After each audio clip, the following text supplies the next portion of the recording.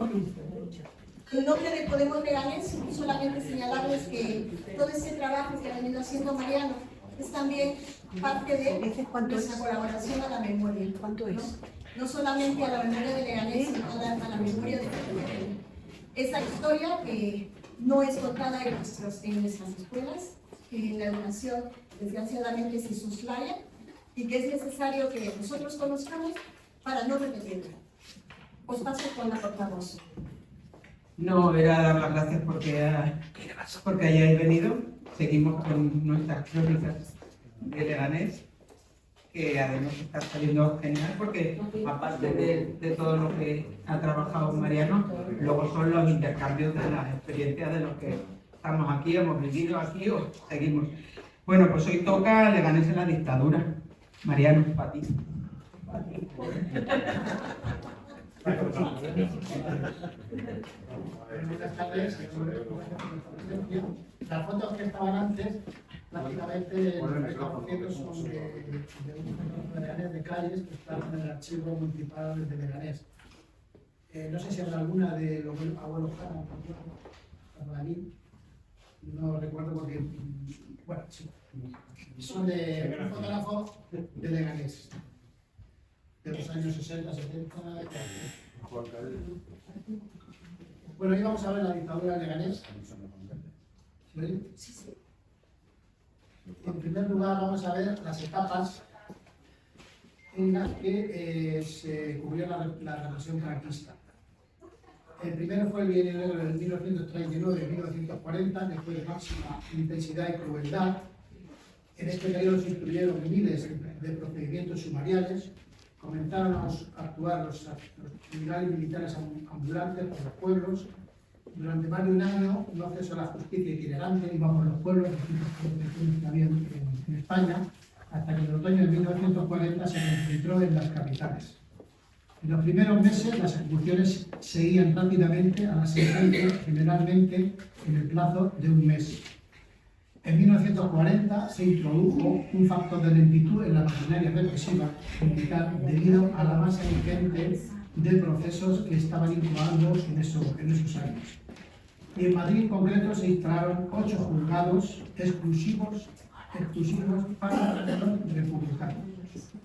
El trienio de 1941 a 43 es cuando se concluye la causa general, un volumen extraordinario generado por la victoria en cuanto al fusilamiento se refiere. Y luego ya en el trienio 44-46 es un poco la tregua de la represión. Es una etapa relativa en la represión debido al final de la Segunda Guerra Mundial y la inseguridad que tiene el régimen de saber qué van a hacer los vencedores con el régimen de Franco.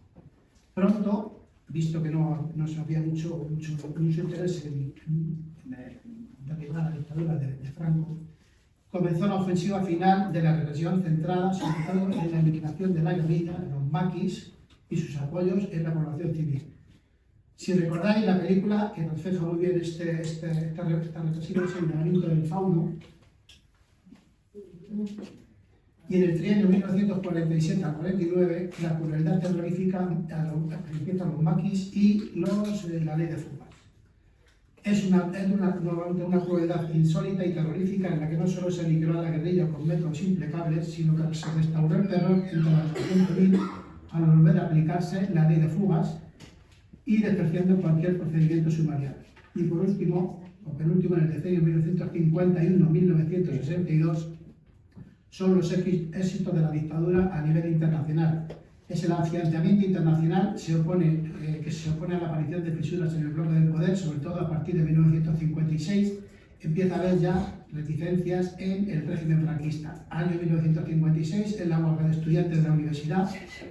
Y esto fue un shock para la dictadura porque eran los hijos de los altos cargos del gobierno franquista los que se estaban manifestando en las universidades y la policía les estaba correando. En este decenio también es el despertar del movimiento obrero de Asturias, en Cataluña, en Madrid, en Guipúzcoa y Vizcaya, teniendo como referente a la oposición sindical obrera OSO, que era una organización clandestina creada por el Partido Comunista de España. Es el nacimiento de las comisiones obreras espontáneas ante un conflicto o una negociación de convenios colectivos impulsadas por el Partido Comunista, por la USO, por la JOC y por la OAC. Son los primeros lugares, son los primeros años de las asambleas en La Viana, en Asturias, y en la mina de la Camucha, en Gijón, en 1957. Es el decenio de la Huelga General de Asturias de 1962 y es el decenio del entrismo en el sindicato vertical de los sindicatos clandestinos en aquella época, que fueron Comisiones Obreras y la Unión Sindical Obrera, USO.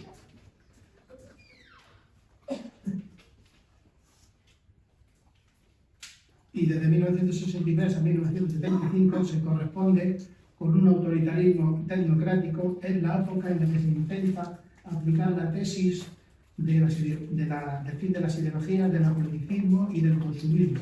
Es también la del crecimiento de la oposición antifranquista, es el renacimiento a través del movimiento obrero, con la huelga de Banda de Vizcaya, llevada a cabo por la USO, por la Unión Sindical Obrera, son los consejos de guerra de ETA en Burgos y son los últimos fusilamientos de septiembre de 1975 en la figura de Puig Antí.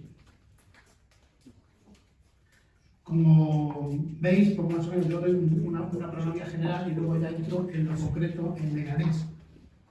Ahora vamos a ver un poco quién sostuvo el franquismo en Leganés, cuáles son las bases sociales y políticas del franquismo en Leganés. Ningún régimen político es estable si carece del apoyo de la ciudadanía. En España, sobre todo, fue el miedo el que dio apoyo al régimen.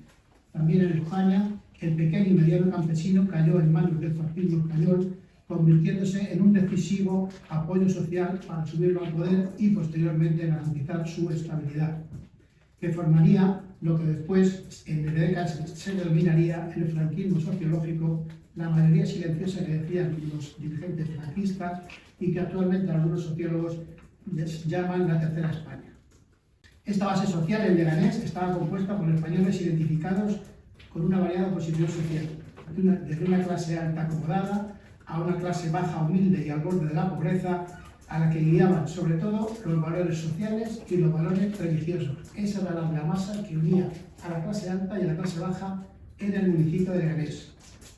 Los valores sociales y sobre todo los valores religiosos. ¿Qué clases sociales apoyaron el franquismo en Leganés? Socioeconómicamente, las clases sociales de las que el franquismo reclutó sus adeptos más firmes apoyos fueron variadas, heterogéneas y contradictorias, desde el punto de vista cultural, social, económico, político e ideológico. Era la clase alta y media baja ligada a la tierra que arrendaba esta para su explotación por terceros mediante un contrato de arrendamiento o de arrastería. Además, a ella se incluía la pequeña burguesía rural del municipio y la incipiente burguesía industrial y comercial de la localidad. Estamos hablando de los de hierro, de los talleres pequeñitos que había en Leganés, de los comercios como el de Kiki, como el de el Gran Economato, como Ventura, etcétera, etcétera. Digo, concretando personas que vivían en ese propio Leganés y apoyaron lo que era el franquismo. También apoyaron un denso conglomerado de tonalidades sociales de la clase media de diversa procedencia y estatus social. Empleados, labradores, hortelanos, propietarios de pequeñas propiedades agrícolas y la clase rural baja, industrial y de servicios, los jornaleros, trabajadores y los llamados para aquellas fechas los sirvientes, comerciantes y comerciantes respectivamente. La argamasa que unía, independientemente de su posición social y económica, a estos vecinos de Leganés, era el orden, los valores tradicionales y sobre todo los valores religiosos. ¿Qué grupo de vecinos apoyaron el franquismo en Leganés? Independientemente de su condición socioeconómica, el apoyo al franquismo local de este conglomerado de paisanos de muy diversa procedencia vino de la mano de tres grupos de vecinos en los que se distribuían las clases sociales que apoyaban o que apoyaron a la dictadura. El primero estaba formado por los inconstitucionales que apoyaron la sublevación cívico-militar de manera oculta. Recordar que Falange en Leganés se monta después del 4 de noviembre de 1936 y en tanto están utilizando lo que es la quinta columna. El segundo incluía a importantes familias adineradas de apellidos con trascendencia e influencia entre la población local por su poder económico y el control de la institución municipal que directamente veían con buenos ojos la sedición. Y el tercer grupo estaba constituido por la gente del orden, la inmensa mayoría de los vecinos que, como hemos dicho anteriormente, formaron parte de lo que hemos llamado, que se llama ahora actualmente la Tercera España, que nada tenían que temer y que por ello no abandonaron la localidad antes del 4 de noviembre de 1936. Este último colectivo fue uno de los principales resortes sobre los que se apoyó el franquismo sociológico en Leganés, a los que se llamaba, repito, la mayoría silenciosa.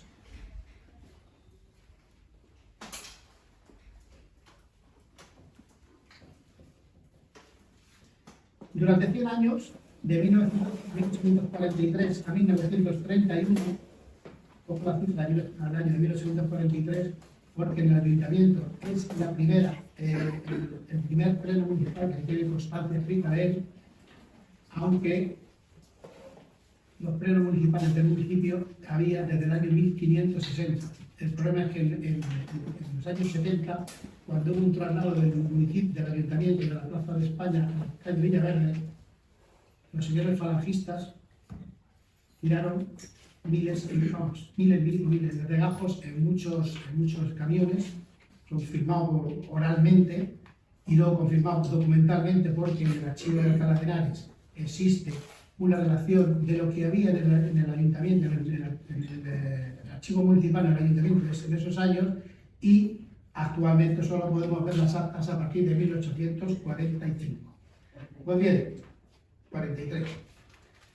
Durante estos 100 años van a formar parte del consistorio municipal ediles de apellidos conocidos por algunos de los presentes. Los Mingo, 52 años, los Alonso, 57, los Rejón, 12, los Monzón, 23, los Maroto, no mi familia, 64 años,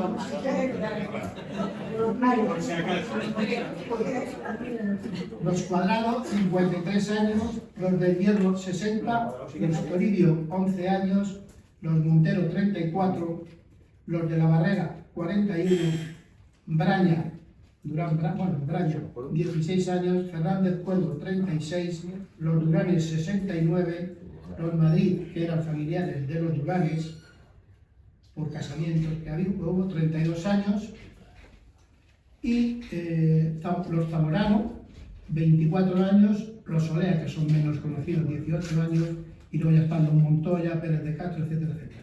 Todos ellos, en menor o mayor medida, tenían intereses económicos que defender. Por ejemplo, en el avillanamiento del puerto del año 1854, los Fernández Cuervo tenían 300, casi 400 hectáreas.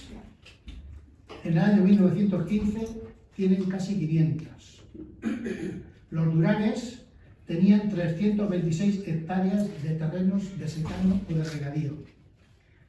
Los Maroto tenían 100 hectáreas que se convierten en 140 en el año 1915. 1102 tenían en el año 1854. Y así sucesivamente. Es decir, que tenían muchos intereses que defender, por eso se presentaban a lo que era las elecciones, a la institución municipal, para defender sus intereses.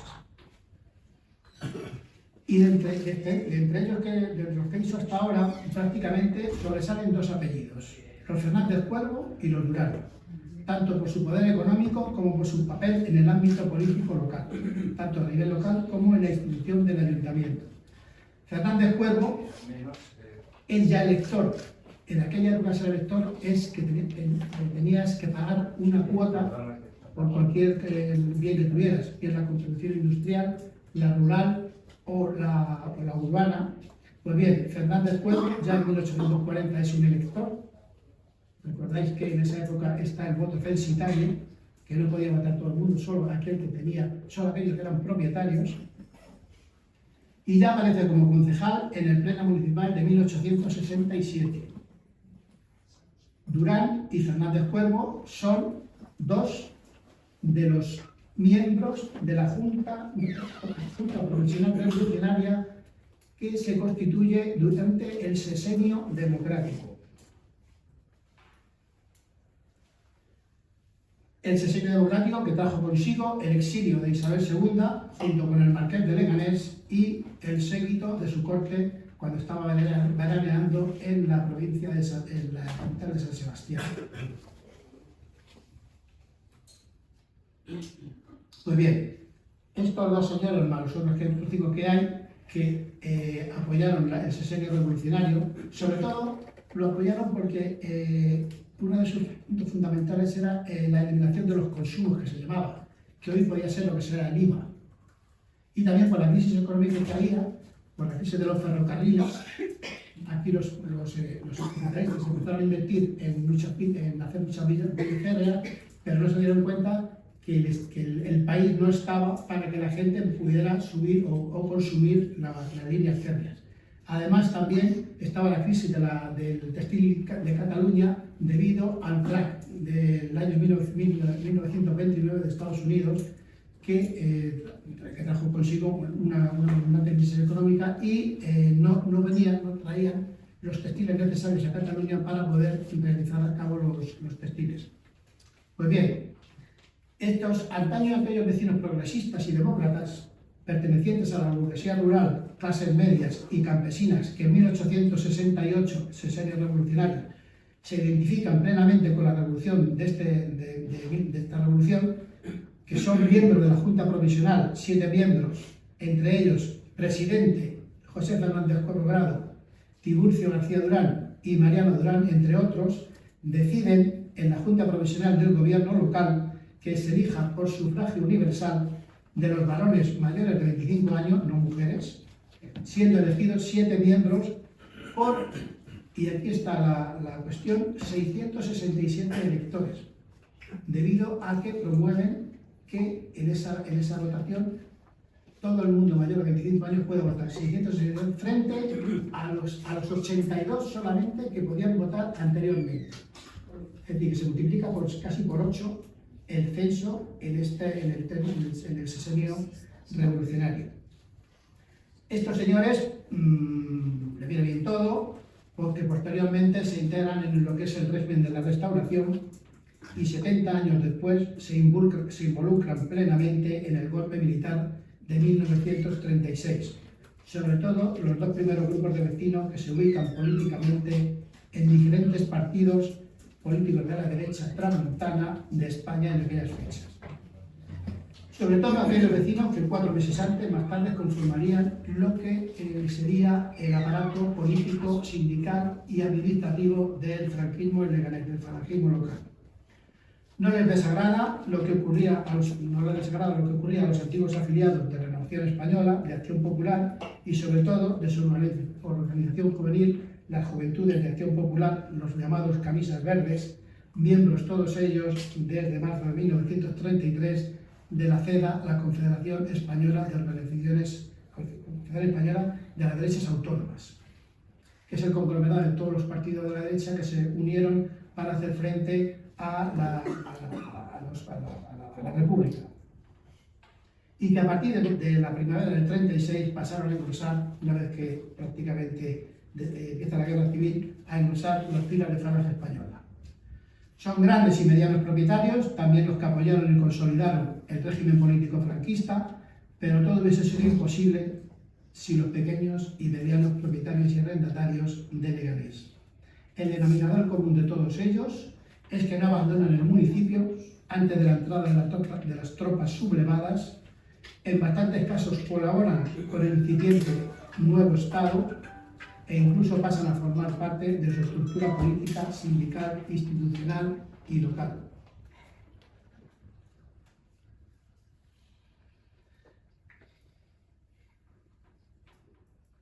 Bien, siguiendo con el tema, yo he titulado 145 años al mando del municipio porque desde mediados del siglo XIX estas familias y los medianos propietarios son los que rigen los destinos económicos y políticos del municipio, facilitado por unas leyes electorales a su medida. Lo que hemos hablado del sufragio censitario, que estuvo vigente de 1834 a 1867 y de 1879 a 1890, porque la Restauración vuelve a imponer el voto censitario de 1879 a 1890. Desde el año 68, desde el sexenio revolucionario hasta 1936, estas familias se organizan para proponer y votar a candidatos en las elecciones municipales para que defiendan sus intereses. Con ello inauguran una larga etapa de alcaldes pertenecientes a su clase social o por interposición de esta que dirijan los destinos del municipio y no pongan en peligro sus intereses económicos. Estas clases sociales no son las que hemos dicho antes, la pequeña burguesía, la burguesía local, etcétera, etcétera. Y este bloque social heterogéneo es el que va a decidir durante los siguientes 70 años quién será el primer edil del pueblo y los rumbos de la política municipal de la villa en la medida que el gobernador civil les deje hacerlo. Después vendrá la Segunda República y su alineamiento con la esfera que hemos dicho antes de Gil Roble, la guerra civil, la espera de la llegada de las tropas nacionales, su connivencia primero con los militares hasta 1947 y después con los líderes locales de la Falange y el franquismo. Son los que las primeras elecciones generales democráticas en el año 1977 dividen su voto entre UCD y Alianza Popular, más a la primera que a la segunda. A partir de 1989 su voto se dirige hacia el Partido Popular. A partir de 2019, que es cuando surge Vox, divide su voto entre Alianza Popular y Vox. Este bloque social, heterogéneo y rural, ya está en decadencia y en proceso de extinción como clase hegemónica debido a la inmensa, a que Leganés ya es un pueblo de casi 200.000 habitantes y prácticamente todo su poder está diluido y las familias están diluidas o han desaparecido de Leganés. Como he dicho antes, diluido entre de hecho, en un análisis minucioso de las secciones electorales del casco antiguo del municipio en las elecciones generales de 1982, elecciones municipales de 1983 y en las posteriores, donde se concentra la vivienda de la gran mayoría de estas heterogéneas clases, los porcentajes obtenidos por la derecha en las 13 secciones electorales que conforman el casco antiguo superan en 10 puntos la media que obtiene la derecha en el conjunto del municipio.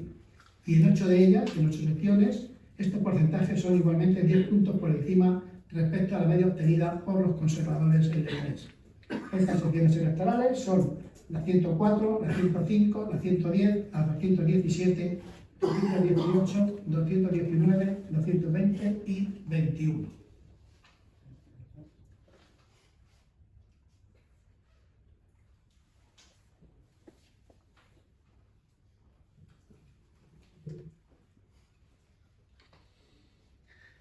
Y lo importante aquí es la estructura y la distribución de las parcelas en el año 60. En el año 60 puede considerarse que había 4 grandes propietarios que poseen fincas de más de 100 hectáreas, que son consideradas como latifundistas, son estas 4 de aquí, de 100 a 500 hectáreas. La mediana propiedad, entendiendo como tal, de 10 a 100 hectáreas, pertenecían 65 propietarios, los 54 más los 11 que tenemos aquí, mientras que por 549, de aquí para arriba, el 88%, 8 de cada 10, eran pequeños propietarios con propiedades minifundistas, de los cuales 185 tenían propiedades inferiores a 1 hectárea. Y solo existe una parcela de 100 hectáreas, que es la que tenemos aquí, que es de uno de los dos que hemos hablado anteriormente, que puede ser considerada como una gran finca. Es decir, el minifundismo era prácticamente en los años 60 la estructura agraria dominante en Leganés, debido sobre todo a que hacía tiempo que se habían eliminado los mayorazgos, por los cuales los propietarios no podían vender sus tierras.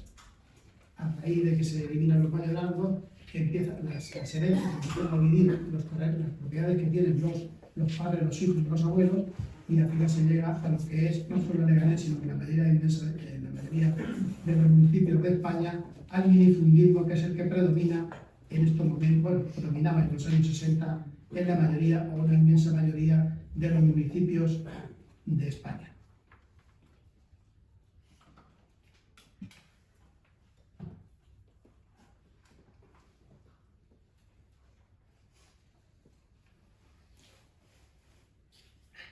Bien, a partir de los años 60, pues la inanición de de los anteriores políticos que ocupan el gobierno municipal, se produce una renovación del poder municipal en Leganés, se asiste a la llegada de una nueva élite política municipal que dará forma y vida al régimen franquista durante los años 70 hasta finales de los años 70. Son hombres y mujeres mayoritariamente falangistas o incluso sin ninguna afiliación política. Prácticamente ninguno de los concejales franquistas había desempeñado cargos con anterioridad al golpe militar, a partir de los años 60. Son de una clase alta acomodada y de una clase baja humilde. Es la contradicción que hemos dicho anteriormente, la argamasa que une a estas dos clases sociales totalmente contradictorias, que eran los valores religiosos y los valores tradicionales. Prácticamente ninguno de los concejales franquistas de una clase... Disculpad, pero el grueso de los apoyos sociales del franquismo residía, como he dicho anteriormente, en una clase media rural del municipio, vinculadas a la propiedad. ¿Cómo surge esta clase? Prácticamente surge en el antiguo régimen, la novela, la nobleza, la iglesia, los propios y los comunes de los municipios y la burguesía urbana de las capitales acaparaban el 70% de las tierras del secano de Leganés, entre ellos el marqués de Leganés, el marqués de San Vicente y otros nobles madrileños como Alonso Martínez, ministro de Isabel II, que fue ministro de Fomento, fue ministro de Hacienda, de Gracia, de Justicia, en varias ocasiones, lo que frenaba la formación de lo que sería posteriormente la consolidación de las élites locales. Y es al calor de la desamortización de Mendizábal y Mado y la abolición del régimen señorial y la instauración de un nuevo régimen de representación política cuando surge esta nueva clase política, que son los hijos de...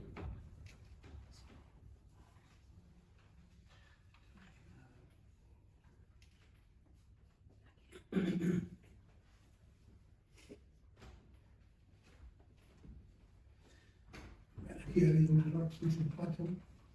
Bueno, sus varias, debería poner varias, pero bueno. Ya hemos dicho anteriormente cuáles eran los vecinos que controlaban la institución municipal y hemos dicho que básicamente se concentraba en dos fundamentales, los Fernández Cuervos y los Durán. Pues bien, se amplió un poco con menores propiedades, pero también tuvieron su papel importante en el desarrollo de la institución municipal en el municipio. Son las familias que controlaban el ayuntamiento, como he dicho anteriormente, en este dilatado periodo de tiempo, 1842-1979, 4 familias, los Durán, los del Hierro, Maroto y Cuervo, han estado al frente de la administración local durante la mitad de estos 137 pueblos, en 83 legislaturas. Los Durán han dado alcaldes 32 años, sin miembros. Estuvieron presentes en 21 de las 33 legislaturas desde 1880 a 1936. Fueron ediles 37 años, un total de 9 miembros, presentes en 33 de las 54 legislaturas de 1868 a 1961. Los del Hierro fueron alcaldes 14 años, 3 miembros ocuparon el sillón municipal. Estuvieron presentes en 8 de las 23 legislaturas, desde 1916 a 1970. Aquí fueron abuelos, padres e hijos, fueron alcaldes, los de Hierro, que no se da en las otras dos familias que tenían los dos latifundistas del municipio. Fueron 56 años ediles a través de 6 miembros y estuvieron presentes en 31 de las 34 legislaturas entre 1842 y 1961. Y la familia apellido Maroto dieron 9 alcaldes por medio de 3 miembros que cogieron el bastón de mando. Estuvieron presentes en 5 de las 24 legislaturas de 1861 a 1916. A partir de este año desaparecen. No quieren saber nada de política. Ha desaparecido la familia. No he podido comprobar por qué, pero desaparecen del mapa político de Leganés inexplicablemente. Fueron ediles 55 años en casi todas las legislaturas, desde 1842 a 1941. Un total de 20 miembros con el apellido de Maroto, que estuvieron presentes en 62 de las 63 corporaciones elegidas durante este periodo de 1842 a 1979. Y por último, la familia Cuervo fueron alcaldes 9 años, 4 miembros de esta familia, estuvieron presentes en 6 de las 23 legislaturas, entre 1867 y 1974, fueron ediles durante 27 años por medio de 4 miembros de apellido Cuervo, presentes en 17 de las 23 legislaturas de 1868 a 1974, y durante este periodo, 1842-1979, 137 años, si obviamos el periodo de los 4 años, bueno, los años que hubo un único alcalde militar en nuestro municipio, que fue con la dictadura del general Primo de Rivera, estas 4 familias prácticamente gobernaron el municipio durante 64 de las 83 legislaturas, es decir, 3 de cada 4 años de ese periodo, de 137 años, estas 4 familias estuvieron sentadas en el salón de pleno municipal, mientras que los concejales de estas 4 familias estuvieron presentes en 109 de los 137 años que median entre el año 1842 y el año 1979. Aquí os cuento, no voy a decir nada, simplemente para que lo veáis. Las familias que dominan el municipio a nivel económico, político y electoral y sus cruzados apellidos por enlaces nupciales. Os dejo un momento para que lo veáis. Está contrastado. Que aquí más jovencito con vista.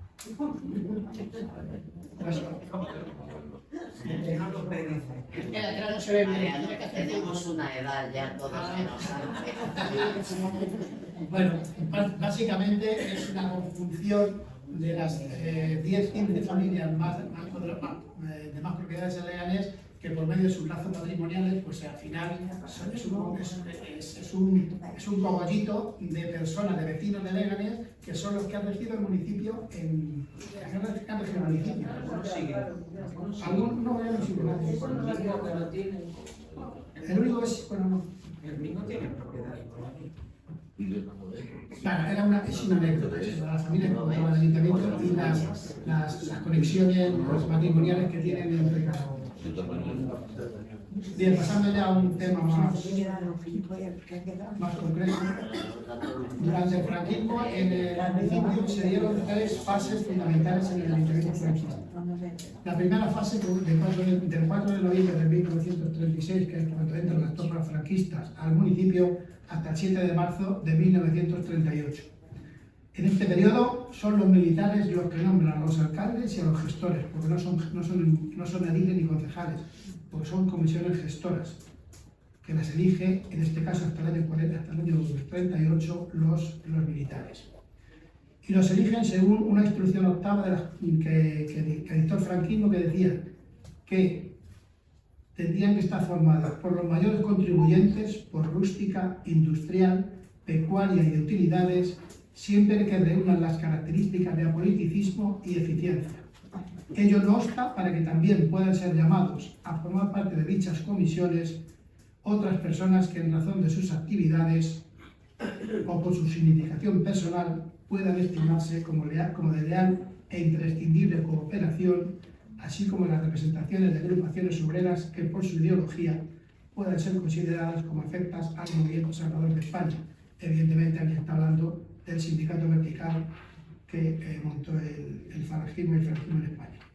Pues bien, el 4 de noviembre, con esta directiva, el general Varela, que es el general que entró en Leganés, bueno, no entró en Leganés, entró el general Barrón, que era un mando inferior suyo, a través de su staff administrativo se pone en contacto con el gobernador civil de Toledo para que le indique cuáles son los nombres de los futuros gestores que cumplían los requisitos de esta directiva, de esta instrucción que acabo de denunciar.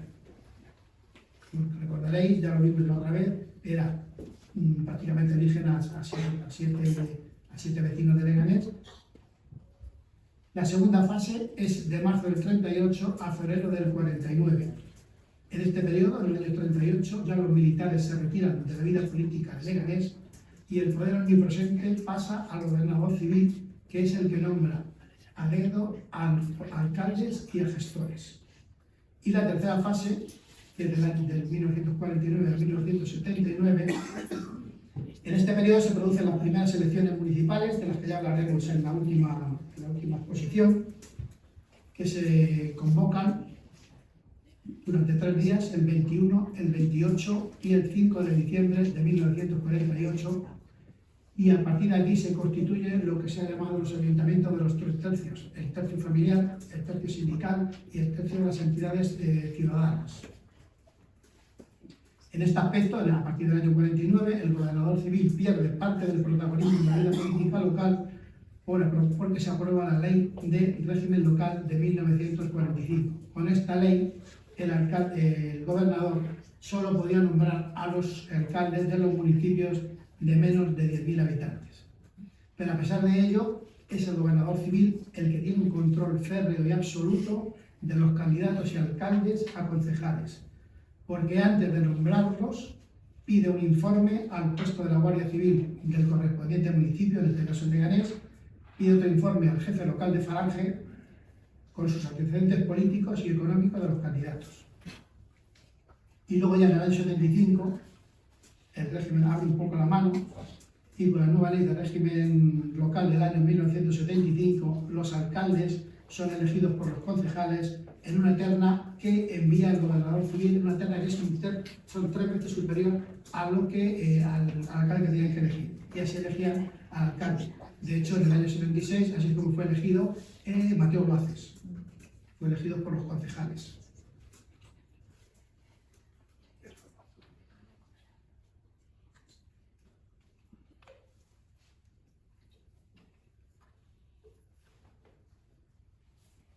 Bien, como he dicho anteriormente, las comisiones gestoras están vigentes desde noviembre del 36 a febrero del 49. Se designa aquí en el Leganés, que lo forman 75 personas, 3 de los cuales, los alcaldes, las eligen los militares. La Mendiguchea Carriche tiene un centro sanitario en Leganés y una calle. Esa fue imposible quitarla, decían que no porque era médico. Eso lo decía lo del Partido Socialista. Guzmán Pompa y Moreno Rubio.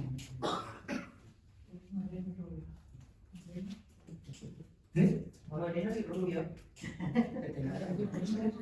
No, era Moreno y Rubio. Ah, no. La caravana de rubio. Se temía depende. Pues estas comisiones gestoras son elegidas en primer lugar por el gobierno civil, el gobernador civil de Toledo, porque como Madrid está ocupada todavía por no habían entrado las tropas franquistas, Leganés dependía del gobernador civil de Toledo, y una vez que se libera, ya por el resto de los gobernadores civiles de Madrid, que en este caso fue Primo de Rivera y Carlos Ruiz, del que tenía un colegio que se llamaba Carlos Ruiz en la calle del Charco. Estas comisiones estaban formadas por representantes destacados de las élites locales, de familias ilustres, de políticos derechistas, antirrepublicanos, afiliados anteriormente a Alianza por la Acción Popular y a Receda, de la República. Eran destacados militantes de Falange, en su versión de camisas viejas y camisas nuevas. La diferencia entre camisa vieja y camisa nueva es que las camisas viejas eran considerados aquellos que se afiliaron a la Falange antes de la República. Y los posteriores que vinieron a miles cuando se gana la guerra civil. Toda la gente, todas las juventudes del JAP, de la CEDA y los arribistas y tal, pues entran en tropa al partido político de Falange, que se llama Los Destinos de España y del municipio hasta el año 1959. Algunos de ellos repiten más de una vez, incluso hasta 7 veces, de ser gestores. De los 30 gestores que hubo en el periodo 36 al 49, 5 apellidos se vuelven a repetir: Durán, Del Hierro, García Quijada, Cuadrado y Fernández Cuervo, y por este orden, y en menor medida los Luaces y los Monzón fueron familias con responsabilidades políticas locales durante largos intervalos de tiempo entre el año 1842, entre 1949 y 1979. Además, no dejamos de lado a los García Quijada, los Cuadrado y los Fernández Pueblo. La represión la vimos el otro día, vamos a pasarla por encima. Dijimos que había un alcalde fusilado, 15 concejales, uno estaba condenado a muerte, fallece en el hospital penitenciario de Yeserías el 8 de marzo del 41 por peritonitis y apendicitis. 2 concejales son fusilados, 2 concejales son condenados a pena de muerte que conmuta por 30 años, 2 condenados a 12 años se le rebaja la pena a 6 años, y el único concejal que se ha suelto en el Consejo de Guerra. Bien, eso lo vimos el otro día. 447 vecinos son los afectados por los sumarios militares encuadrados de Leganés, de los 2.459, si no recuerdo mal, que se van de Leganés antes del 4 de noviembre, 447 están afectados por sumarios militares y encuadrados o los mandaron a batallones de trabajo, a campos de concentración o bien estuvieron en la cárcel. Es decir, que sobre los 3.700 civiles del padrón municipal del año 1935, el 12% de ese padrón, es decir, 1 de cada 8 vecinos, pasaron por sumarios judiciales militares. Y sobre los 2.549 vecinos que abandonan Leganés hacia Madrid, suponen el 17,5%, es decir, 1 de cada 6 de los vecinos que se fueron de Leganés fueron juzgados por tribunales militares. Otra de las represiones son los 447 expedientes de petición de avales de buena conducta, los 7 maestros depurados, los funcionarios que ya los vimos, los de Mauthausen, los 47 vecinos que estuvieron en batallones de trabajadores, las 82 penas ordinarias conmutadas, las 32 penas de muerte conmutadas, etcétera, etcétera. Y aquí me decían que pusiera alguna fotito. Pues aquí tenéis la cárcel de Getafe, en la República, y aquí la que es actualmente, que es una casa cultural en Getafe. Está detrás de la iglesia de la catedral que llaman ahora, de la catedral de Getafe, justo. Como veis, prácticamente no ha cambiado nada, su fachada y su interior me supongo que habrá cambiado mucho, evidentemente.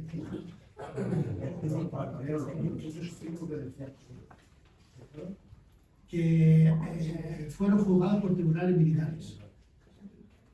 Otra cosa es la sentencia. Esa es una de las cosas que tengo pendiente, es un trabajo arduo, que es imposible, eso es trabajo de meses y meses ir al paseo de Moret, porque es mirar expediente a expediente, pero tengo mi intención es realizar un homenaje a estos 445 vecinos, no sé si me dará tiempo, y eso, pero vamos, quiero hacer. Y el alcalde fusilado fue Perucho, ¿no? Sí. ¿Y quién era usted el nombre de los concejales? Los dos. Uno era Mingo, ¿no? De Jaleta, no. El fundador del PSOE de Leganés. No, es Mariano Mayor Armingo, uno, Mariano Mayor y Armingo. Marcelino Pérez de Jaleta, el otro. Efectivamente, Mariano Mayor Armingo fue... Fue el fundador de la Casa de la Cultura Sí. y... No, el de Educación de la Casa de la Cultura no tengo constancia. Tengo constancia de que creo, vamos, fue el fundador del PSOE de Leganés, Está olvidado. fue el presidente del Frente Popular, el de Leganés también, y fue fusilado. A pesar de que sus familiares vinieron a pedir avales a las personas importantes de este municipio y se lo negaron, por eso lo fusilaron. Y lo mismo pasó con Perucho.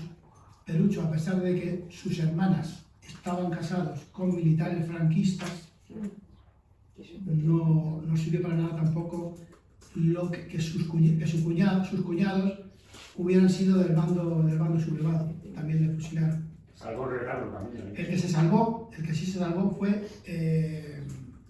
Ariño Fuster, Ramón Ariño Fuster, que era presidente, fue diputado provincial y estuvo de diputado como ministro en aquella época de servicios sociales. este concejal, este diputado, sí que salvó a bastantes monjas de Chinchón y de otros pueblos, y eso sí que le sirvió de aval para que no le fusilaran, porque también fue condenado a muerte, que fue redimida por 30 años de reclusión, que al cabo de unos años se bajó a 20, por lo cual en el año 1968, si no recuerdo mal, salió de la cárcel y se dedicó a ser comercial. ¿Y muertos y desaparecidos durante la guerra? ¿Destino de Leganés? ¿Están en algo? ¿Un número aproximado? Sí, hay varios. Hay de los dos bandos, el bando de Nacional, el bando sublevado y el bando republicano. A grosso modo, si no recuerdo mal, del bando sublevado hay unos 3 que mueren en el frente de batalla, uno en la ciudad universitaria, otro en el cuartel de la montaña y otro en otro frente, y algunos republicanos que también, exactamente no recuerdo ahora mismo, donde desaparecen. Uno de ellos es un Durán, que tuvo una calle en Leganés, Alfonso Durán, que era teniente, y cuando se asaltó el cuartel de la montaña, murió en ese asalto. Y otro era zapador, no recuerdo su nombre, pero fue poniendo una mina para el campo republicano, parece ser que le estalló y murió. Bien, vamos a ir terminando. El otro día hablábamos de quiénes eran los poderes fácticos de un municipio, y del municipio de Leganés, que hablábamos del triunvirato, que se podía convertir en cuadratura del círculo, porque estos 4 señores, el alcalde, el cura, el comandante del puesto de la Guardia Civil y el jefe de los de la Falange, en la etapa azul hasta el año 1945, son los que dirigen la represión en el municipio. Son los que tienen el control de la población en el municipio, la Guardia Civil. Aparte de ello, su misión, la Guardia Civil en Leganés, consistió en informar de cuanto ocurría en su demarcación en todo lo relativo a lo militar, político y social. Llevaban unos ficheros para dar conocimiento de todos los habitantes de la zona de influencia. Cada cuartel se convertía en era una base de datos a la que forzosamente habían de acudir las restantes instituciones del Estado si querían tener los informes más exactos que se iban ampliando con los años. Informes de la Guardia Civil en los que constaba el estado civil del vigilado, si la unión era legal o ilegal, la localidad de nacimiento, el nombre de los padres, las actuaciones durante la guerra civil, los años de cárcel si los tuvo, la organización en la que militaban y que iban ampliando a lo largo de los años. Por su parte, los falangistas también tenían su propio fichero de republicanos en Leganés,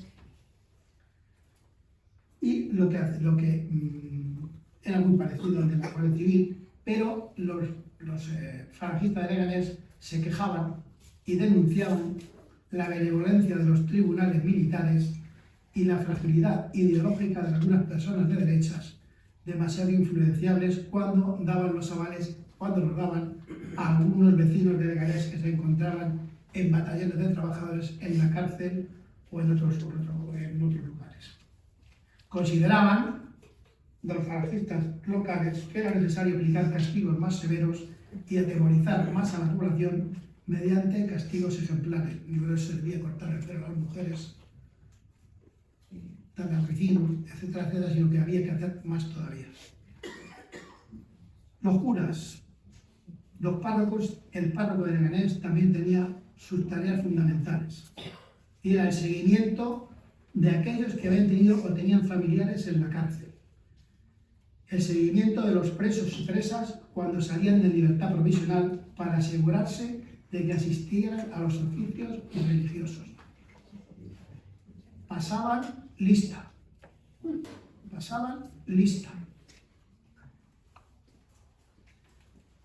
Realizaban también los certificados de buena conducta de los que dependía que se mantuviera o no la libertad condicional, y llenaban efectivamente sus iglesias, pero a base de imposiciones y de miedo. Y por último, el alcalde, el jefe local del movimiento, que también a su vez era el jefe local del movimiento, prácticamente era otro, tenía las mismas funciones, básicamente se centraba más en el aval a los vecinos, a la petición de avales que pedían los vecinos que se encontraban en disposiciones en las cárceles, batallones de trabajadores, etc. Y la operación aval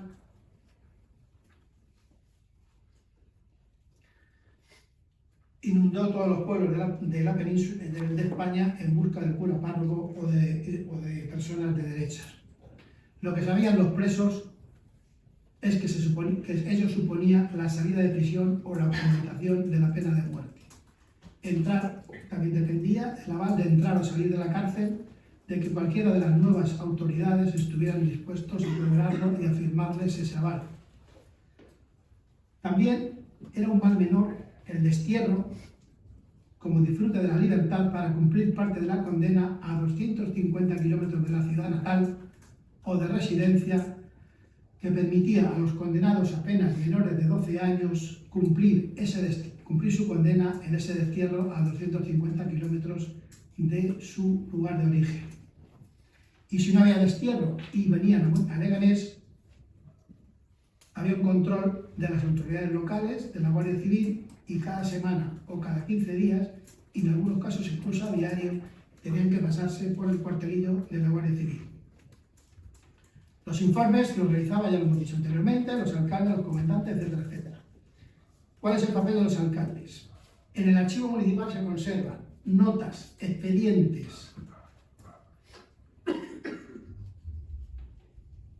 informaciones confidenciales, incluso delaciones forzosas de familiares, listas de vecinos sospechosos y un amplio arsenal elaborado por la falange local sobre la conducta que habían observado los vecinos durante la República y los primeros días del glorioso movimiento o alzamiento nacional. Prácticamente todos los leganenses adultos fueron en un momento u otro objeto de investigación, bien por la Guardia Civil, bien por los alcaldes, a través de los policías municipales o bien a través de la falange. Y hasta los años 60.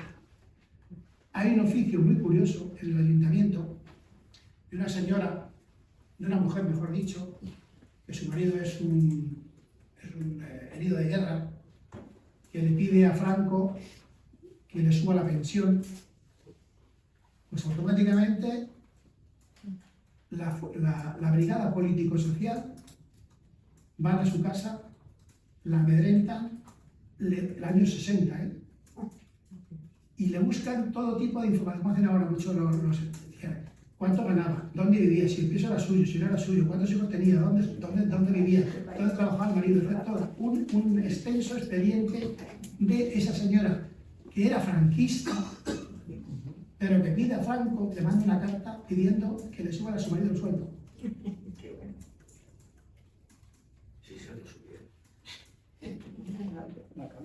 Bien, pues vamos terminando ya. Y aquí tenemos, lo voy a leer, pues son parte de los informes que hacían los alcaldes cuando cualquier institución del Estado, o bien empresas privadas también, pedían un informe de ese vecino para saber si tenían que contratarle, si tenían que despedirle, tenían que ir a la cárcel, tenían que no volver a la cárcel, tenían que ir al batallón, salir del batallón, etcétera, etcétera, de trabajadores, etcétera, etcétera.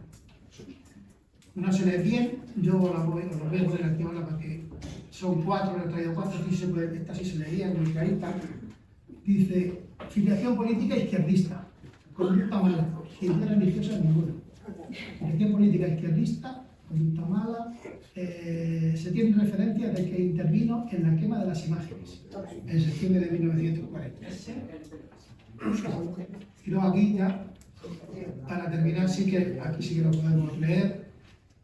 Estos son parte de los 465 informes que 3 alcaldes de Leganés, desde el año 1938 a 1942, que son los años de la mayor represión que hay en el país, hacen los informes para determinadas instituciones. Son muy sabrosas y las voy a leer. A pesar de sus, es una de ellas, a pesar de sus ideas izquierdistas, observó buena conducta, no teniendo noticias de haber intervenido en hechos delictivos. Otro. Aunque no se le conoce que haya tomado parte en hechos delictivos en esta localidad, durante el periodo rojo, tiene desde luego malos antecedentes y conducta. Fue miliciano armado, haciendo guardias con armas, adicto a la causa roja, insultaba a personas de tendencia derechista, mala conducta y antecedentes, y no se le conocen hechos delictivos. Otra misiva, tiene antecedentes izquierdistas, sin que se tenga noticia de haber tomado parte en hechos delictivos en esta población. Otra dice, pidiendo la libertad condicional, puede concederse la libertad condicional, pero con destierro, lo que hemos hablado antes, a 250 kilómetros de Leganés. Otro más benevolente y sí que puede fijar la residencia en esta localidad. Otra misiva dice, aunque observó buena conducta hasta el 4 de noviembre de 1936, en que se evacuó esta población, esta localidad, era izquierdista, miliciano armado e ingresó en la guardia del cuerpo de asalto. No se sabe que haya tomado parte en hechos delictivos en esta localidad. Otra dice, al objeto de aplicar a la misma los beneficios del decreto de 1 de abril del 41, que anuncia las penas en las cárceles, he de manifestarle que dicha interesada, esta es una mujer, tiene antecedentes pésimos, considerándola peligrosa para el actual régimen, por lo que de conceder la libertad condicional, fijaría su residencia a la distancia más alejada de esta población. Otro, miliciano armado, actuó militarmente en la zona roja, simpatizante de izquierdas, se le pueden aplicar los beneficios que le concede la ley del 1 de abril, izquierdista forzoso en el ejército rojo, izquierdista sin hecho directivo, miliciano voluntario, buen trabajador, etcétera, etcétera, etcétera. Como comprenderéis, con estos informes prácticamente ningún vecino salía de la cárcel, excepto un par de ellos porque eran imprescindibles y necesarios ese aval para que el régimen fuera algo benevolente con los republicanos que estaban cumpliendo su condena. Pero y por último, aquí tenéis un total de...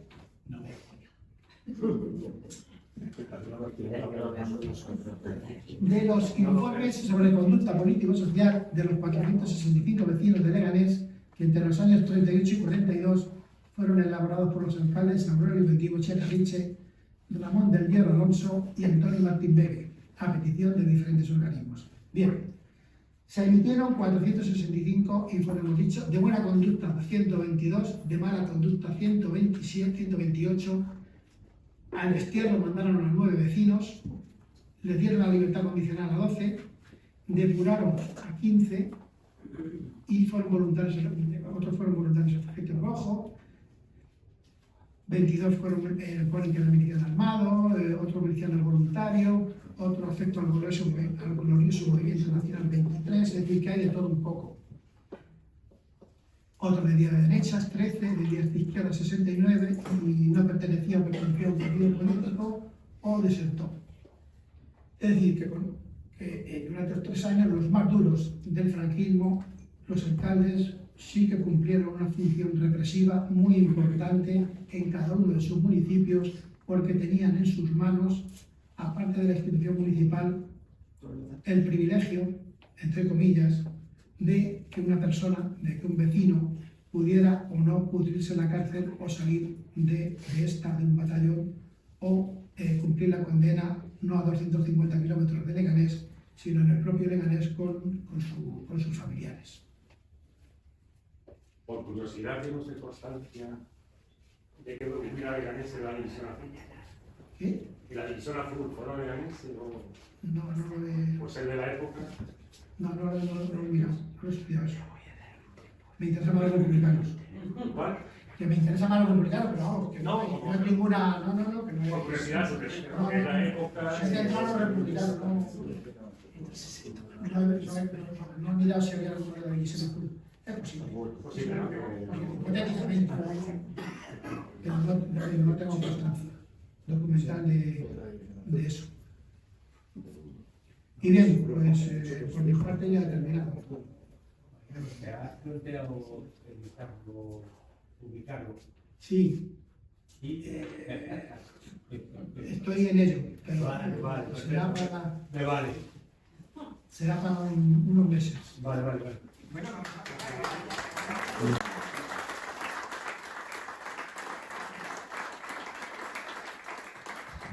si hay alguna pregunta, Eduardo y Jorge, lo mismo.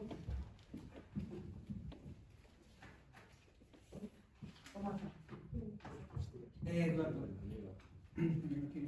Bueno, yo primero gracias Mariano por estas 4 conferencias en las que se aprende muchísimo, pero yo como pilillos no he podido coger apuntes en las 4 sesiones y no podía verlo. Entonces la pregunta es, ¿cuándo va a estar el libro? Esto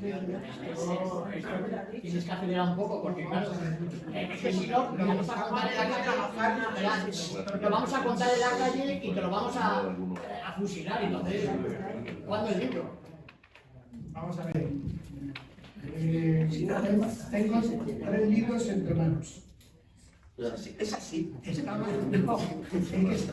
con el del nacimiento de Leganés, que no fue en 1980, sino en 1915. Tengo uno de los alcaldes, que ya creo que puedo publicar porque han pasado los 25 años desde que se murió el último, aunque según tú me van a meter en la cárcel, me van a meter en juicio y voy a tener que pagar dinero. No sé si suavizarlo o dejarlo como está. Ese está hecho. Estaba pendiente de que pasara estos 25 años. Hagamos todas. Y a raíz de esto, pues me habéis roto el ritmo del primer libro de la fiesta de Leganés, y como me ha costado mucho tiempo buscar todos los datos de mi base de datos y manipularlos, agruparlos y tal, pues al final voy a publicar este libro seguro, el primero, y luego a lo mejor el de los alcaldes. ¿Cuándo? Pues yo es que soy muy minucioso, quiero que todos los datos que publique estén contrastados documentalmente. Eso lleva su tiempo, eso lleva mucho tiempo muchas veces, aunque ya tengo una base de datos muy importante de los años que llevo llevando archivos municipales, provinciales y estatales, pero todo lleva su tiempo en buscar, buscar, encontrar el documento que te diga que eso está ahí, como dice Eduardo, que estará documentado, que ese alcalde da un X de lo que está documentado. Pero como son familias que tienen mucho dinero, no les importa meterme en juicios. Y vamos, que sí, estoy en ello, y yo creo que para el año que viene... Publicarlo con seudónimo. Con seudónimo, Mariano. Jorge, ¿no? No, No, porque conoce todo el mundo. A ver, si en algo meto la pata, porque como no he estado en las 3 anteriores, pues si ya me has contado, pues me lo dices. Yo vengo de Fuenlabrada, ¿vale? Entonces quería primero preguntarte si en tus investigaciones te has encontrado documentación que te permitiese saber que lo que ha pasado en Leganés es extrapolable a Fuenlabrada, o hay alguna curiosidad de que haya pasado en un lugar y no en otro, o viceversa. Luego, una muy concreta, esos destierros de los que hablabas, ¿podrían estar relacionados con propiedades? Con gente que tuviera propiedades y alguna forma de que no pudieran recuperar sus propiedades, porque en Fuenlabrada me consta que hubo, aparte de las familias, como bien hablas, que venían ya de casi un siglo y pico atrás, hubo gente que aumentó sus propiedades a costa de propiedades de los rojos, que tuvieron que abandonar Fuenlabrada o Leganés y no podían volver. Y lo tercero, apuntando lo que ha dicho el compañero, te lo iba a preguntar igual. Yo llevo en Fuenlabrada viviendo 12 años, pero soy historiador de formación y sí que busqué esos libros, y salvo que los tengan como tú escritos pero no puedan salir, prácticamente hay un libro, se llama Fuenlabrada siglo XX, y desde luego no es ni tan riguroso como lo que tú has expuesto hoy aquí. Ya te digo, no he visto las 3 anteriores, ni profundiza tanto, es un libro muy light, ¿vale? Entonces echo de menos. El alcalde llegó a decir en un momento dado que Fuenlabrada no tenía historia. Yo soy de los que creo que en todos los lugares tienen historias, porque yo cuando he trabajado lo he hecho con fuentes orales, pero claro, hay que recopilarlas, hay que contrastarlas con los archivos, lógicamente. Entonces aquí en Leganés pasa lo mismo, no hay historiografía de estos años aquí en Leganés, o sí que hay un poquito más. Gracias. Yo creo que efectivamente son extrapolables lo que ha pasado en Leganés como lo que ha pasado en Fuenlabrada.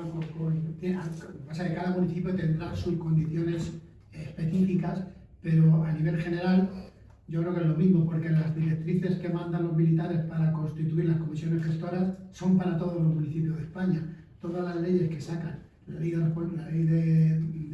Bachillería del Comunismo, etcétera, son para todos los municipios, con lo cual es muy similar, repito, y con características, destacadas las características específicas de cada municipio. Lo de los rojos, efectivamente, lo hablamos el otro día, que en Leganés también sucedió. Cuando los republicanos vuelven a Leganés, quieren recuperar sus muebles, bienes e inmuebles, y el régimen no les deja por ser rojos. Entonces no se lo devuelve, e incluso puse el ejemplo de un vecino republicano que pide su piso, su vivienda, no se la da al ayuntamiento, pero se la arrenda al ayuntamiento a un vecino de Leganés que era del bando nacional. Efectivamente, también sucedió en Leganés, lo de que no se le daba a los republicanos lo que es. Y la historiografía de Leganés, efectivamente, no hay, que yo conozca, no hay ninguna historiografía. Hay un libro sobre los alcaldes de Leganés que está escrito por los que vencieron la guerra civil, y es lo único que conozco. Yo en un libro mío, pero que lo toco de soslayo, el Leganés de Alegra la ciudad, toco muy por encima a los dos alcaldes, porque no era el cometido concreto sobre ellos, pero muy por encima. Que yo conozca, no hay nada en Leganés sobre eso. Sobre el periodo que estamos viendo, República, Guerra Civil, Franquismo y Transición. Domingo. Y luego Tomás, que está a su lado. Hola, buenas tardes. Muchas gracias, Mariano. Recuerdo, tenía dos cuestiones. Una, cuando dices que pasan de los electores de 60 y pico, de 80 y pico a 600 y pico, ¿sabes el número de habitantes que había en aquel momento? Esa es una. Y luego hay un dato que has dado, cuando se formó el sindicato OSO, has dicho que lo fundó el PC, el Partido Comunista. Creo que fue el Partido Comunista Marxista-Leninista, no sé si estoy... el PCML, no sé si estoy acertado. Empezando por lo último, lo de la oposición sindical obrera, efectivamente, fue un sindicato clandestino que crea el PC, pero cuando el PC se vuelca por las comisiones obreras, lo abandona y lo coge el Partido Comunista Marxista-Leninista. Lo de los 700, me pillas en un porque no sé ahora mismo cuántos habitantes había en 1800 y pico, pero sí que se multiplica por 8 el número de electores que hay en Leganés para elegir la Junta Provisional Revolucionaria del Sexenio Democrático. En 1800 podía haber pues, en torno a 1500, entre 1500 y 2000 vecinos. No te lo puedo asegurar con certeza. Pero el dato importante es que de 83 vecinos que dirimían las urnas en el municipio para gobernar el municipio, se pasa a 662. Que puede ser la mitad de la población. Sí, bueno, sí, no. Un tercio. Porque la mujer no lo sabe. Gracias. Y luego en décimo de 25 años, Aproximadamente un tercio de la población, aproximadamente. Pero vamos, si tienes interés, te lo comento, te lo digo. Busco el dato. Tomasa. Buenas. Bueno, yo quería preguntarle, porque una vecina más mayor me comentó en una ocasión que en la guerra civil Leganés se dividió en dos. Una, la parte de la farmacia, que era la, si yo lo entendí bien, era la nacionalista, y hacia el lado donde está la estatua de Juan Muñoz, el lado republicano. Y la segunda pregunta que quería hacerle, puesto que hubo tanta represión y no se conoce, digamos, fosas comunes, etcétera, cuando levantaron la iglesia, que tanto se nos vetó el poder ver que había allí, y aparecieron tantísimos cadáveres que seguramente no eran solamente niños, que también, ¿usted cree que aquello se pudo convertir, la tapia de la iglesia, que según esta vecina estaba en el lado nacional, en un pelotón de fusilamiento, y los pobres republicanos yacían debajo? No sé si usted tiene algún tipo de constancia de que haya aparecido datos de que cuando levantaron allí hubiera restos de fusilamiento o posible fusilamiento. Gracias. Vamos a ver, Leganés se dividió en dos. Leganés era uno republicano y a partir del 4 de noviembre era un municipio conquistado, ocupado, como decía la militares. En Leganés no había una división del norte y el sur, republicanos y franquistas, ¿no? Como decía el anterior día, en Leganés se convivió, no hubo en sus calles sangre, sí que hubo otra serie de cuestiones, pero vamos, no hubo dos Leganés. Uno desde la estatua del Marqués de Leganés para arriba y otro para abajo, no, eso no es cierto. Y la de la iglesia de los cadáveres, no, los cadáveres en la Edad Media se enterraban en las iglesias porque creían que iban a estar más cerca de Dios, y cuanto más dinero tenías, más cerca te ponían del altar porque llegaban más deprisa. Claro, lo que han encontrado ahí son restos de esa Edad Media. De hecho, encontraron los restos del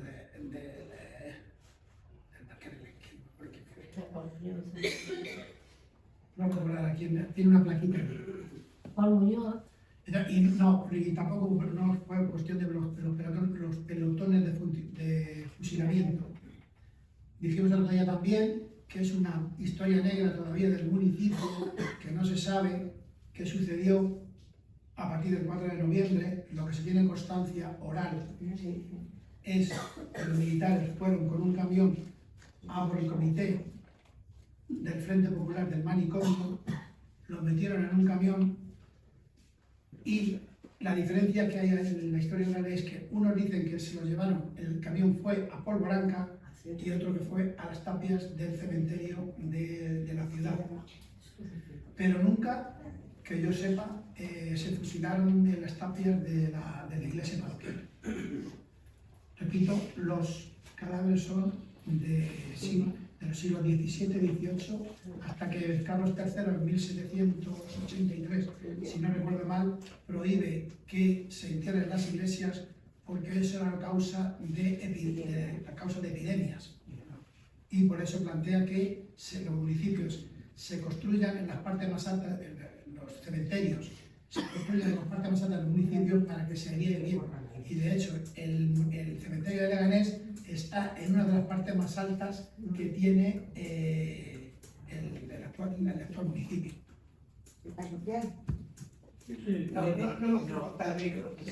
Sí, pero si no, no te oigo. ¿Me toca a mí?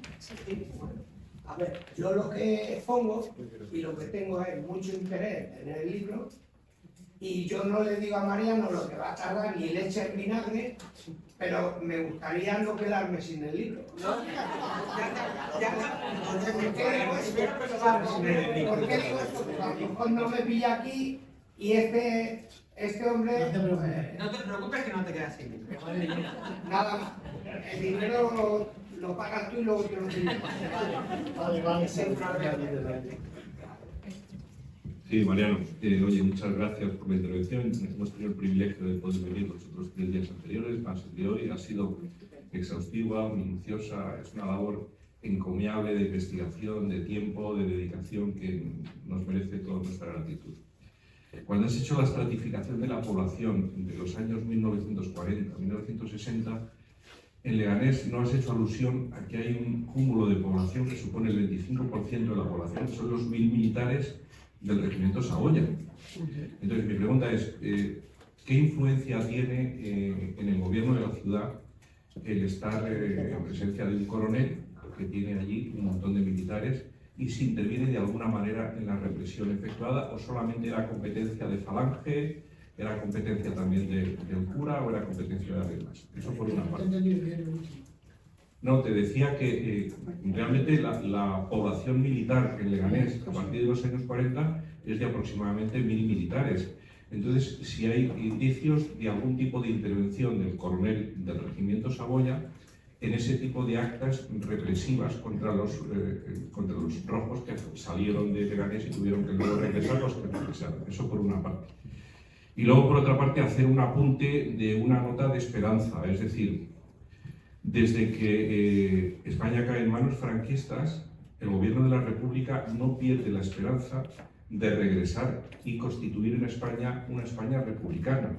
Es decir, en 1940 existe el gobierno republicano en el exilio, que se prolonga desde 1940 hasta 1975, estando primero en Francia, en París, a continuación estuvo en Latinoamérica, en México un tiempo, pero nunca se perdió la esperanza y sobre todo después de acabada la Segunda Guerra Mundial, cuando se constituye la Sociedad de Naciones y se le niega el acceso a España dentro de la Sociedad de Naciones, parecía que existía un acicate que motivaba, es cuando aparece en el tema de los maquis, la intervención para que el régimen franquista acabase, que se fue diluyendo en el tiempo, entre otras cosas porque la finalización del régimen franquista hubiera sido necesario poner de acuerdo a las fuerzas monárquicas, a las fuerzas republicanas, al gobierno en el exilio, y hubiera sido necesario el apoyo económico que en aquel momento negó Juan March, que fue un empresario imprescindible para poder refrendar económicamente ese cambio de la dictadura a un régimen provisional que diera cambio a un régimen democrático. Pero en ningún momento el gobierno republicano dejó de albergar la esperanza de retomar un régimen republicano democrático en España desde 1940 hasta 1975.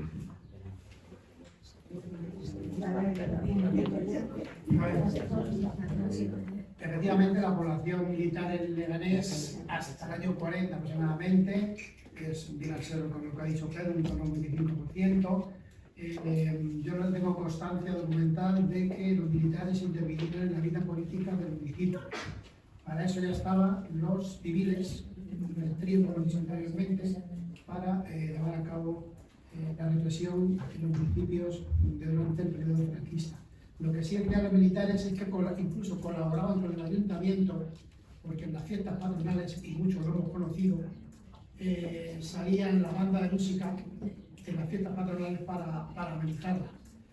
Anteriormente, en los años 40, no eran los militares, era la banda de la falange española que había en Leganés, la que amenizaba los festejos de Leganés, por lo cual el ayuntamiento le pagaba un dinerito, en aquellos momentos bastante alto, por tocar el 14, 15 y 16 de agosto.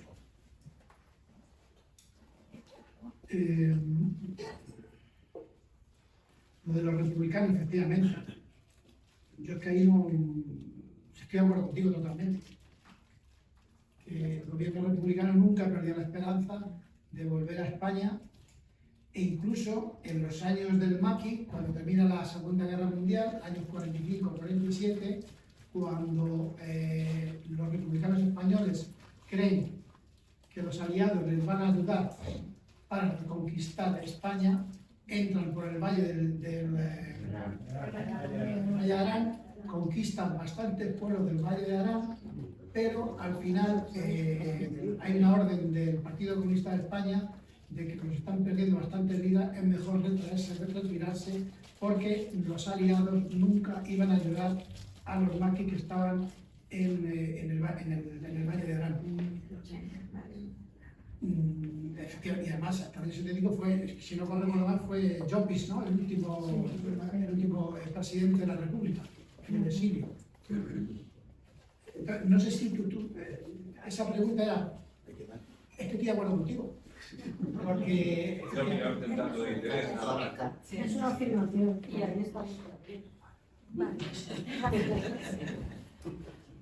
No sé qué. Sí, yo tengo una palabra ahora. Bueno, gracias Mariano por tu aportación.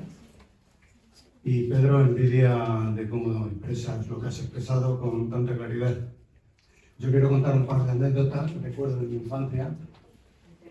Soy muy mayor ya, por lo tanto tengo recuerdos de lo que es el tema de hoy, que es la represión tanto política como ideológica y religiosa en este pueblo. Mi padre estuvo condenado a muerte, tres veces. Por trabajos forzados y esas cosas, pues se quedó en 10 años, vino mi familia a vivir a Leganés en el año 48. Mis recuerdos de niño, hasta el año aproximadamente, hasta el año 56, es que la visita de la Guardia Civil para asegurarse que mi padre no salía de casa en determinados momentos. Por ejemplo, cuando había alguna visita, como esa visita de militares que salen en estas fotos que están saliendo ahora, O cuando Franco iba a Toledo y pasaba por la carretera a Toledo, se aseguraba la Guardia Civil que mi padre no salía de casa y tenía que estar encerrado. Eso es uno de los recuerdos que tengo. En el colegio, yo estuve un poco de tiempo en el colegio, estuve solamente hasta los 12 años y medio. Bueno, pues en ese tiempo los recuerdos que tengo a nivel religioso es que nos forzaban a ir a misa y si no iba, como compañeros se estaban en la puerta apuntando quién iba y quién no iba, pues te quedabas sin recreo durante las siguientes semanas.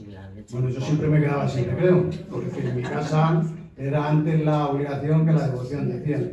Es un nivel de represión religiosa. Y otro recuerdo es la obligación de antes de entrar en clase de cantar el cara al sol. Es que se les ha llenado, les llenan la boca de que la izquierda es la doctrina. No, el adoctrinamiento ha venido siempre y sigan haciéndolo por parte de la derecha.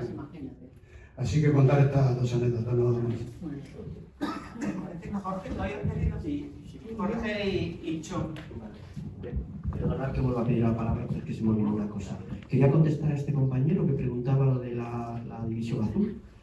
Fuenlabrada sí, porque lo tengo yo contrastado con las actas del ayuntamiento, pero claro, es que era el jefe de la falange local, un apellido además muy conocido en Fuenlabrada, Maximino Pérez, y que tiene una calle hoy allí. Y él fue nombrado concejal, y yo vi todas las actas, y él estuvo ausente pues año y pico, sin venir, y ponía las mismas actas, que es porque estaba luchando en la gloriosa, no recuerdo las palabras ahora mismo.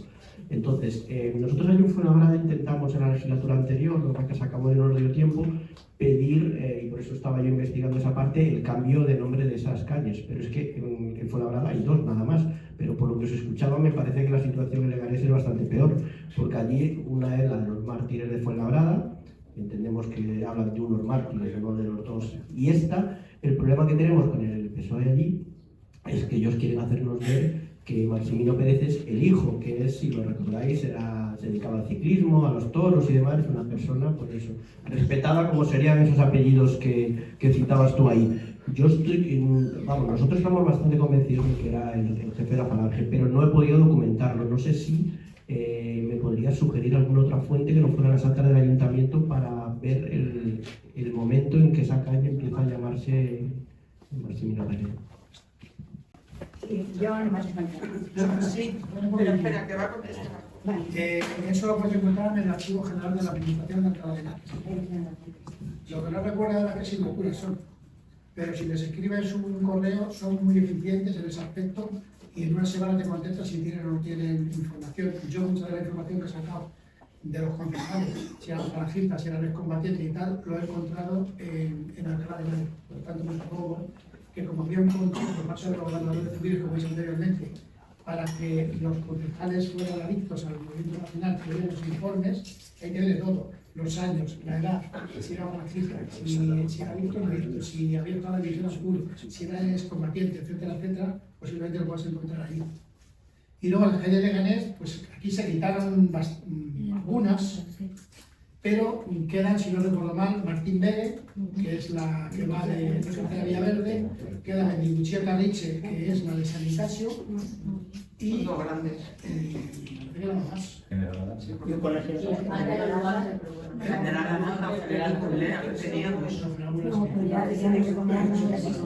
Creo que son esas dos que se y la del maestro dijo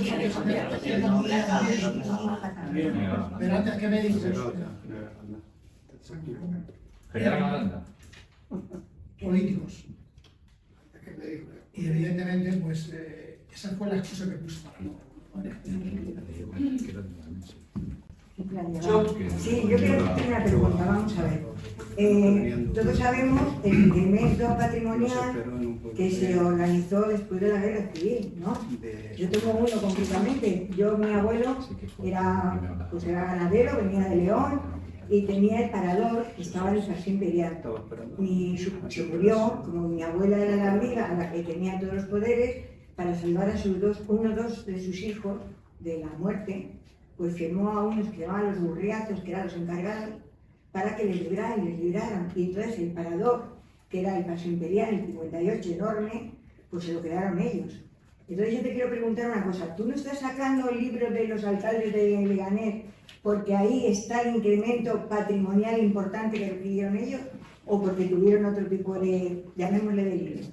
Era una pregunta que yo te quiero hacer, porque como me comentaste y luego lo has dicho, de que estás teniendo y que los que están en él reflejados que puedan, vamos, llenar de denuncias y todo ese rollo, era una pregunta que yo te quiero hacer. Bueno, es que el libro es muy sui generis, sí, porque no tiene documentos, no apoya ningún documento, no tiene base documental. Yo mi conclusión es que lo ha sacado de hablar con la gente de la guerra, que ganó la guerra civil. Y los errores son muy buenos, son muy bonitos, no pone nada en absoluto de todo lo que hemos comentado aquí. Entonces, la conclusión que saca es que se ha ido a los barrios de la Plaza España a hablar con los cuervos, con los Durán, con los de la manera, el otro y el otro, y ha sacado el libro de los alcaldes. Por eso, es mi conclusión. Hombre, algunas cosas pueden sacar, pues bueno, sí, pero prácticamente luego ya todo se ha encontrado porque están los archivos. Hombre, como libro, pues bueno, pues es interesante leerle. Ya, es basura. Porque siempre es bueno conocer lo que piensan los contrarios. Eso ya os he dicho, que muchas veces he utilizado libros de militares franquistas para saber qué ocurrió en Leganés en el periodo ese desde octubre a diciembre, porque así tengo las dos versiones, la republicana y la del otro lado. Contrastas y al final tú sacas las conclusiones, pero si te ciñes solo a lo de un bando, mejor dicho, a los republicanos, pues al final te olvidas de otro. Ya miras lo que pensaban los otros, o cuáles son, también se hay que mirar pues, todos los partes de guerra, pero de ambos bandos.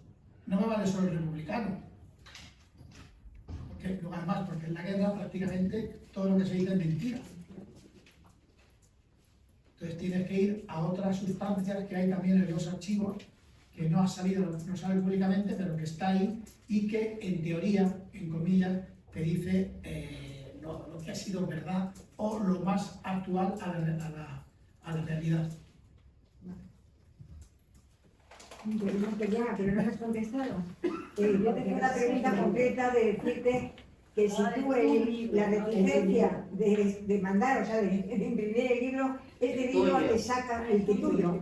Y el otro ya lo he leído y me parece basura. Digas tú lo que quieras. Pero a mí por eso te pregunto a ti que si en tu libro se recogen cosas, como puede ser, como ha sido el de Madrid, en muchos sitios, de ese incremento patrimonial de los alcaldes que fueron después de la guerra. Sí, pues eso es. Lo voy a decir el próximo día. Vale, pues eso. Eso es para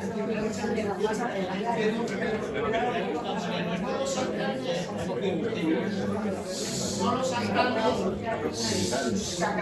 de los años 40 y 50. Es a partir de los años 60 cuando empiezan los planes de desarrollo del gobierno y de el Plan General de Acción Urbana, cuando los alcaldes de esos periodos tienen tierras que tienen que vender para construir pisos, y ahí donde está la corrupción, la primera corrupción de Leganés, que fue Saturnino del Hierro Alonso, que se lucró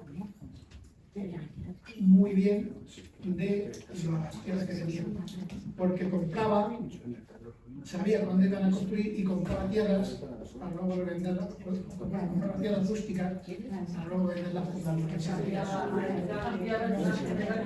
Pero vamos, a partir de los años 60 prácticamente todos los alcaldes tienen su parte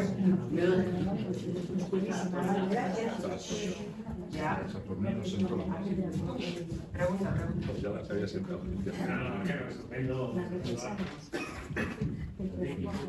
Y luego alguno que se les daba de comer, presionaba a una época de la guerra era cooperativa. Tenemos un vacío aquí en Leganés sobre no hay tampoco el punto de vista cultural, ¿no? Que damos todo lo que hacemos. ¿Dónde estaba el escritor? ¿Dónde estaba el arquitecto? ¿Dónde estaba había un casino, el señorito que es de donde se refugiaba. Ese lado también me parece bastante interesante. Todos los que estamos aquí, los tenemos de Leganés, todos venimos adaptando una historia de una Andalucía, un enriquecimiento de Leganés también, de historia, de trayectoria, de una migración que realmente lo más potente que se ha generado a nivel geográfico en Leganés, ¿no? Todos tenemos aquí pues, familiares, abuelos que tienen la raza de una historia. Porque luego las élites siempre son así, ¿no? O sea, las élites, aunque tenían tierra, no habían visto. Las formas, su forma de riqueza, crean su cultura o se apartan, generan ignorancia en el pueblo, ¿no?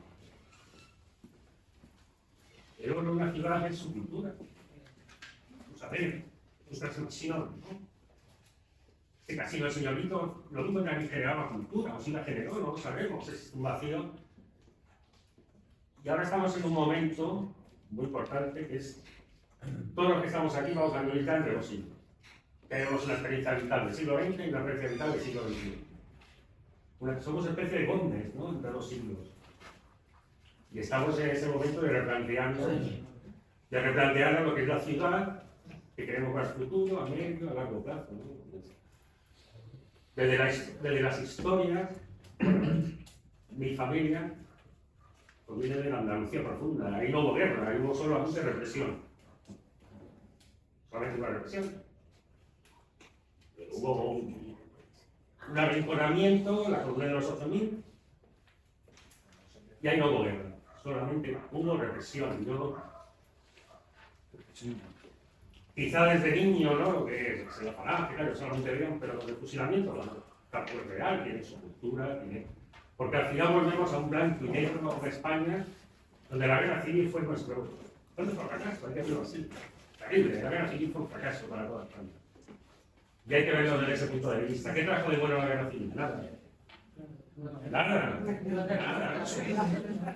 buenos los obreros, ¿no?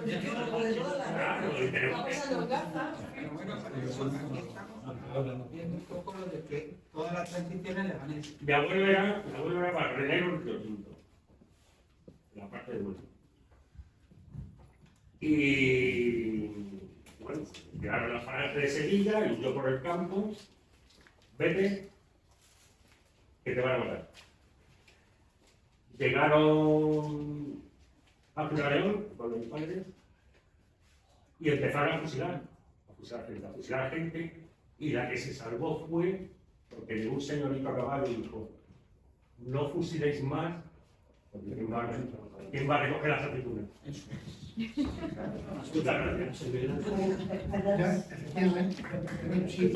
Andalucía y Extremadura fueron las regiones que más sufrieron la represión del franquismo. Yo no estoy de acuerdo con Tala, fue un fracaso de lo que se superaron. Porque ellos pensaban en el siglo XIX que iban en cuestión de días iban a revelar otros conocimientos y iba a ser cuestión de días. El fracaso fue de lo que se superaron. El problema es, como hablamos aquí el otro día, que como los republicanos, sin medios, sin organización, sin disciplina y sin nada, aguantaron 3 años. Y efectivamente lo que tú dices, mi padre también me lo dijo, cuando estaba en el ejército, que un capitán le dijo: no matamos más porque tenéis que trabajar. Otra frase, pero que es muy parecida. Ahora que tú dices. ¿Quién recogerá los pepinos? Ahí, en el campo eran los pepinos y en la ciudad era a trabajar en las industrias. Porque no tienen que trabajar ellos. Por eso se rebajaron las condenas. Sí. Claro, para los que se mano de obra. Muy bien.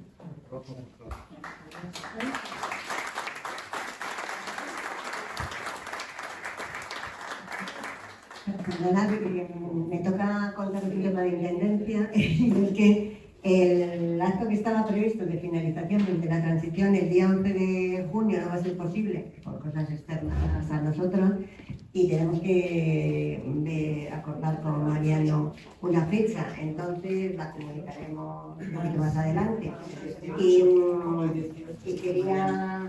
aprovecho también porque queríamos aprovechar que estáis viniendo gente que no sois de Podemos para invitaros a que sigáis el canal de difusión nuestro para que os llegue toda la información. No pasa ser de Podemos ni comprometerse a nada con Podemos, simplemente para que recibáis todas las convocatorias nuestras, entre otras esta.